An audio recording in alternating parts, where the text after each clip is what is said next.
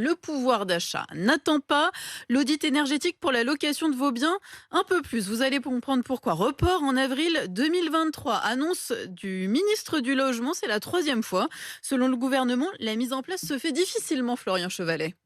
L'objectif de cet audit est d'informer l'acheteur d'une maison ou d'un appartement des travaux à réaliser pour que le bien ne soit plus considéré comme une passoire énergétique. Mais ça ne sera donc pas pour tout de suite, puisque selon le gouvernement, il n'y a pas assez d'entreprises pour réaliser ce diagnostic, ce que dément Thierry Marchand, l'un des administrateurs de la Fédération nationale de l'immobilier, qui dénonce un délai de mise en œuvre beaucoup trop court. C'est pas une question de nombre. On a les effectifs. C'est surtout une question de, on n'a pas l'outil. Déjà, pour pouvoir rendre un audit énergétique, il nous faut un outil. Ça doit suivre une trame. Donc, tout ça, en l'espace de quelques semaines, c'est trop court. Donc, nous, professionnels du lien aussi, qu'on préfère que la date soit évidemment reportée, puisque c'était plus tenable. D'autres professionnels contactés dénoncent eux une décision déplorable au vu du retard de la France sur la transition énergétique des bâtiments, un argument repris par Sandra Regol, députée Europe Écologie Les Verts de la première circonscription du Bas-Rhin. Même sur la base de la base, à savoir où sont les passoires thermiques et lutter contre elles, même là-dessus, le gouvernement considère que ce n'est pas une urgence. De son côté, le gouvernement assure que ça ne remet pas en cause le calendrier de la loi climat,